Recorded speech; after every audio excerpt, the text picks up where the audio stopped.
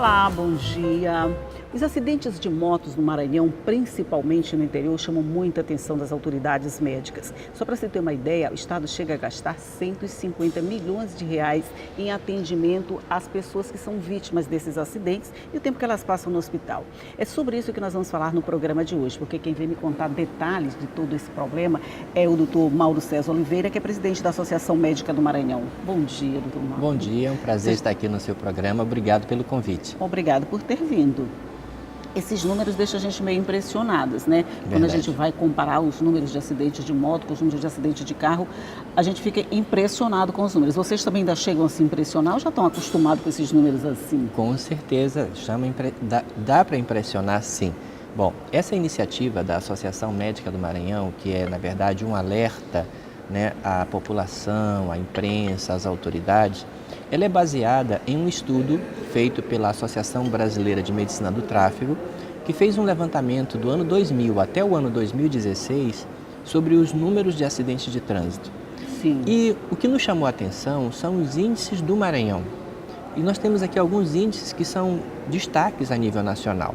Por exemplo, se nós avaliarmos acidentes de trânsito em geral, incluindo automóveis, ciclistas, pedestres, ônibus, transporte de carga, o Maranhão ocupa o 22º lugar a nível nacional. Carros, né? Veículos em geral. Veículos em geral. Se nós pegarmos especificamente motocicletas, o Maranhão está em 5º lugar em número de acidentes. A gente vem de 22º para 5º. Para 5º lugar. E este número de acidentes de moto, ele atinge principalmente adultos jovens. Então, as consequências disso para a saúde, para a vida, jovens que têm sido vidas ceifadas, mutilados, têm sido bastante alarmantes. Por mais que a gente fale sobre isso, e a gente fala muito dessa imprudência dos motociclistas, principalmente no interior, parece que a coisa não funciona.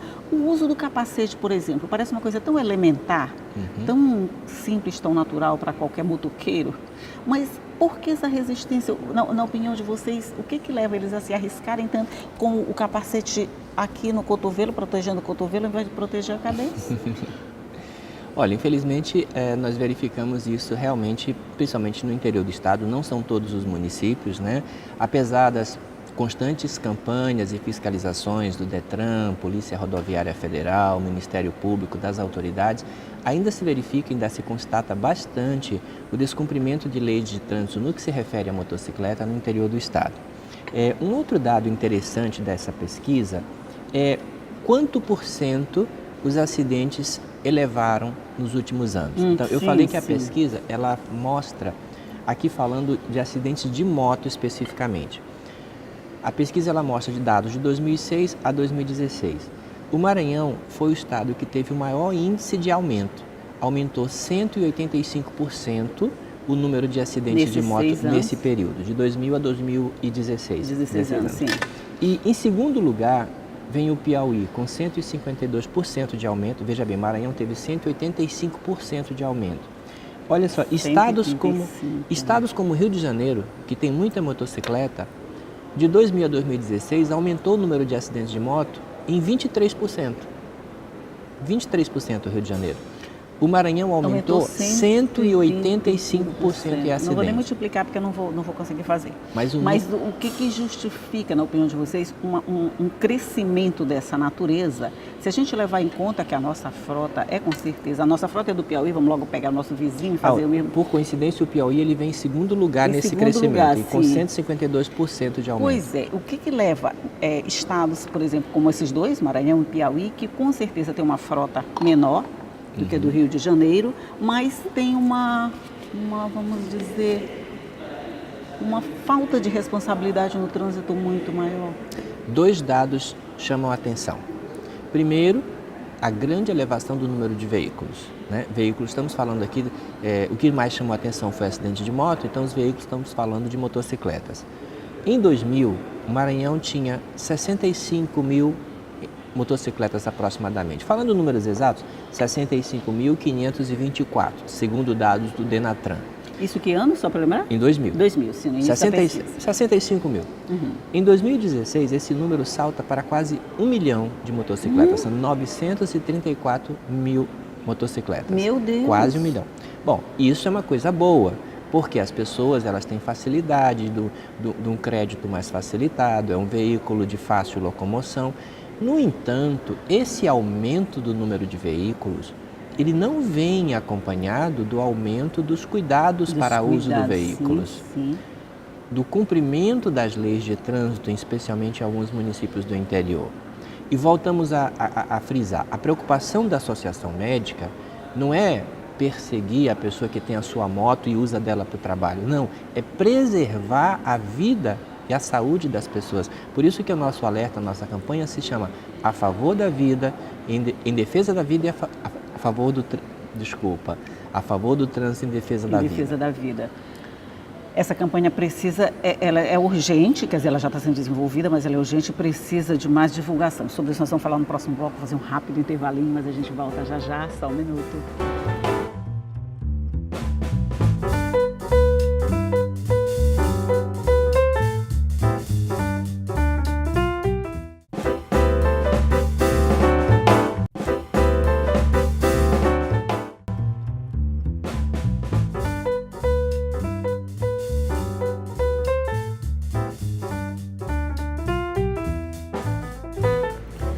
Voltamos aqui para mais um bloco de conversa sobre essa preocupação com os acidentes de motos no Maranhão de uma forma geral. E a gente estava falando nesse crescimento tanto da frota, né, como de acidentes. Mas com relação à mortalidade, esses números também acompanharam esse crescimento todo, doutor? Infelizmente, sim. Nós falamos até agora sobre números de acidentes, sobre o número do aumento da frota de veículos. E aí você vê, por exemplo, você vai ao socorrão, você observa aquelas macas no corredor, em alguns hospitais lotados, e muitos deles são acidentados, grande parte de motocicleta, esperando cirurgia ortopédica, fora os óbitos. Então, essa pesquisa da Associação Brasileira de Medicina do Tráfego, e aqui eu quero fazer até uma saudação ao Dr. Fio Camarão, que é o presidente aqui no estado da Associação Maranhense de Medicina do Tráfego, a doutora Rita vai sucedê-lo na presidência. Eu presido a Associação Médica do Maranhão, mas cada especialidade tem o seu presidente, no caso o Dr. Fio Camarão, presidente local. Então, a taxa de mortalidade, ela chama bastante atenção também nesse gráfico. Em um estudo de 2000 a 2015, o que nós observamos é que a taxa de mortalidade de acidentes em geral, ela se mantém quase estável. Vamos pensar em um gráfico, e vamos ver assim, taxas de mortalidade de acidentes de trânsito em geral, contando todos os tipos de acidentes. Ela tem uma leve ascensão, até pelo aumento da frota. Mas se a gente pega a taxa de mortalidade em acidentes de moto, o gráfico ele é extremamente ascendente.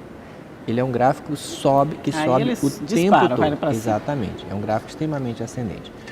Os números, por exemplo, em 2015, pegando só o ano de 2015, o Maranhão registrou em acidentes de veículos como automóveis, ônibus, caminhões, 23 mortes para cada 100 mil habitantes.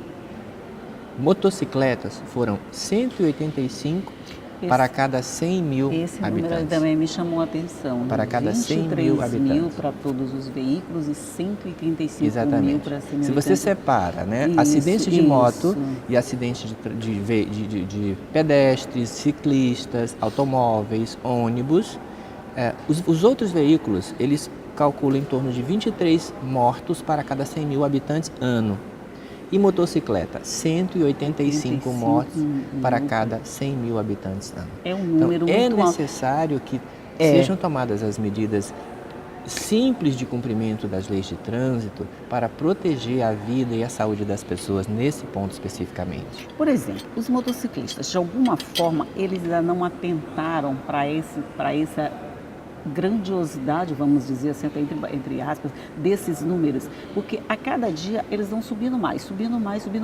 Mas ao mesmo tempo a gente não vê esse cuidado que o motoqueiro pode ter com relação ao trânsito. É como se ele fosse livre, é tipo um pássaro andando assim pelo meio do trânsito. Tem alguma forma de se chegar a esse processo de conscientização junto a eles, doutor? Eu acredito que isso se chega por duas coisas, principalmente, né? Um processo educativo, campanhas de educação, que isso os Detran já fazem, Polícia Rodoviária faz. A gente vê anualmente tem a Semana do Trânsito, é verdade. Né? Tem a Semana do Trânsito. Nós vemos constantemente na imprensa, a própria Polícia Rodoviária Federal parando os infratores e obrigando a fazer um treinamento. Então, as campanhas de conscientização, elas são importantes. O outro item que é importante são as campanhas de fiscalização. Talvez haja necessidade no interior do estado uma campanha de fiscalização um pouco mais efetiva para que seja de fato evitado certos abusos, né? Nós temos a consequência, por exemplo, o uso do cinto de segurança. Há anos atrás, quase ninguém usava cinto de segurança. É verdade. E nós tínhamos muitas consequências disso. Hoje, muitas vidas são salvas pelo uso do cinto de segurança. E por que começamos a usar? Porque começou a haver uma fiscalização ostensiva do uso do cinto de segurança. É o que acontece, por exemplo, hoje com a lei seca.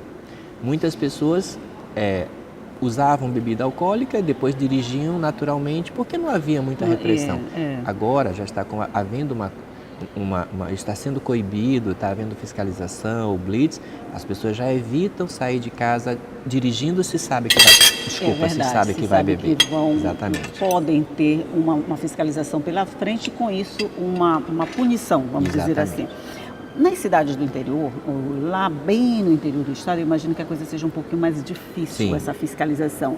Porque conversando aqui com a outra pessoa a respeito disso, acho que até o deputado César Pires falou que tem municípios onde antes tinha até placas assim, é proibido usar capacetes, porque eles não seriam identificados na hora de entrar na cidade.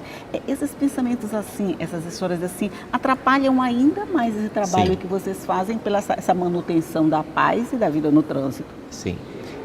Eu já vi algumas placas de proibido usar capacetes, mas eu já vi isso restrito a ambientes privados, como por exemplo bancos, postos de gasolina, que normalmente são vítimas de assalto. Mas durante o período em que está transitando pelas vias, aí não há... esse argumento é meio furado, aí não há como evitar. É necessário, a lei obriga e o cumprimento da lei ele deve ser para todos indistintamente. Eu acredito que esses avisos eles têm sendo restritos a instituições privadas. Se vê muito impostos de gasolina, né? Não, segundo o deputado, era assim, tipo na entrada da cidade, você não pode entrar com capacete, enquanto não vem a municipalização, que seja adotada por todos os municípios esse processo, eu acho que fica bem mais complicado. Em cada município não buscar para si essa responsabilidade também de cuidar desse trânsito, essa campanha pode não ter o sucesso que se espera, né? Sim, você tocou num ponto muito importante, vejamos. Vamos falar sobre isso no próximo bloco? Pois fazer um rápido intervalinho de novo e a gente volta já. Só um minuto.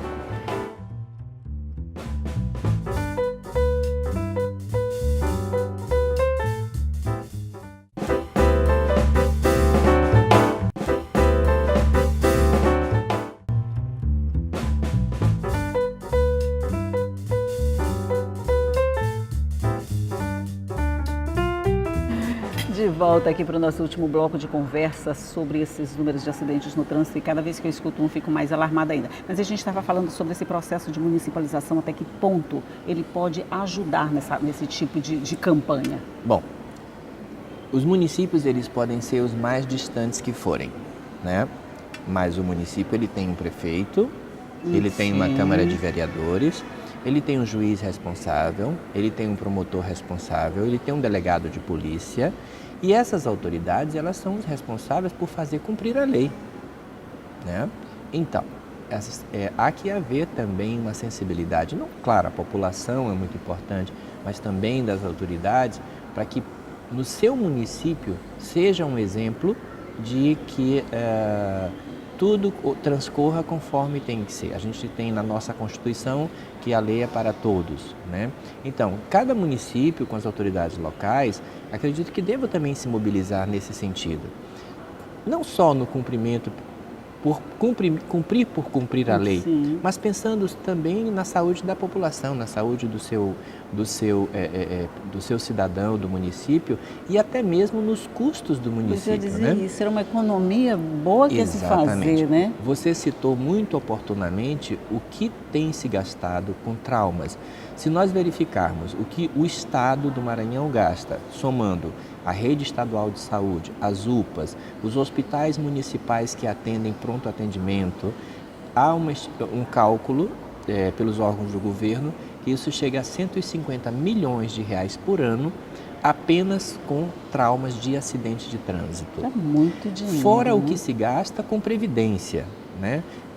O seguro DPVAT e a previdência, fora o que se gasta com previdência. São outras consequências desses acidentes, Agora, né? imagina este recurso sendo utilizado para aparelhar melhor os hospitais, colocar mais especialidades nos hospitais polos, nos hospitais macro-regionais.